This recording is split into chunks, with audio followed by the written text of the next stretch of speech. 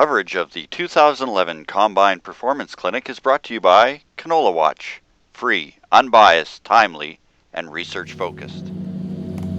We're at the Canola Council of Canada's Combine Clinic in Westlock, Alberta, and I've got with me Todd Black, who is AGCO's Combine Product Specialist for Western Canada. Hey Todd, what are the top 3 general tips you would give growers when setting their combines for canola? I think number 1 is definitely making sure you have a large enough swath in front of the combine to begin with to make sure the combine stays absolutely full. The combine works absolutely so much better when you do have it loaded completely instead of just a partial swath. Number 2 is definitely rotor. There are some specific combinations that you can use for canola. For instance, taking out some more knives or adding some paddles into the rotor itself. Number 3 probably is rotor speed. Typically guys like to run the rotor a little bit slower in canola.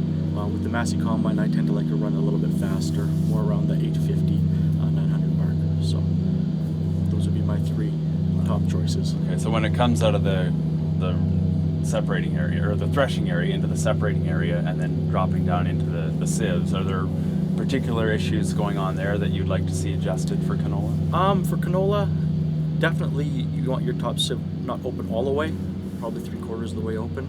That generally is the best, and then your bottom sieve maybe 1/4 of an inch. And it depends on conditions again and how fast the operator wants to go with the combine as well. So. Now, with canola being so small seeded, there are tendencies for it to find places to dribble out onto the ground. Are there particular areas with this combine where you would recommend growers take a look to make sure there isn't leaking? Absolutely. As the combine gets older, obviously, we do have rubber seals in the shaker shoe area that over time obviously do wear, and they are not visibly noticed just by walking the combine. You have to know where they are. Stick your fingers in there or get a light in there and look and see if the actual seal is wore. And it's mostly around the shaker shoe area on the front and back of the shaker shoe, where I'd highly recommend they check at least once a year to make sure that seal is still there and not wore out. Definitely.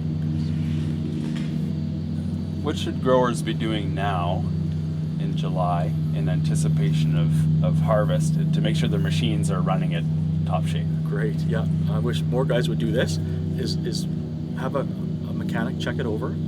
We do have a recommended list of things that we do have the mechanics, or even the farmer if he's mechanically inclined, to check over. Definitely the bearings, shaker shoe, oil filters, fuel filters, and then the intake on the rotor as well. We want to make sure that everything's running true, straight, and that there is no wear on any particular, especially in the rotor area as well, with concaves and then rub bars as well. We want to make sure that they're all up to spec and within the normal spec, not below it, definitely. So. And would that have an impact on capacity more so than loss, or both factors? It would be both, definitely, yeah. Your combine will definitely perform a lot better, when it's within the tolerances that we specify from the factory. If they're not, definitely you could be not thrashing properly, and your losses could be tremendous, coming out the rotor or even on the sieves if you don't have the proper clearances that you actually do need for harvesting canola. Any final technical comments you'd like to make when it comes to canola? I think definitely just keep the combine full is the biggest one. Guys want to race down the field at 100 miles an hour all the time. Slow down, keep the combine full, and just have a big enough swath in front of the combine, make the combine do the job that it's supposed to be doing. Would it be worth a grower getting the dealer to come out, or is the dealer even interested in coming out and helping him or her make sure that the combine is running as best as it can? Absolutely, yes. We've got great technicians at our dealerships and that are very knowledgeable in all crop conditions. It's worth their while, absolutely. If the farmer's second guessing himself, or by all means the dealership can get a hold of me as well, and I'd be more than happy to come out and help them get their combine set up if they're unsure of why something's happening, if they're having too much loss over the rotor or over the sieves, or just not taking it in properly.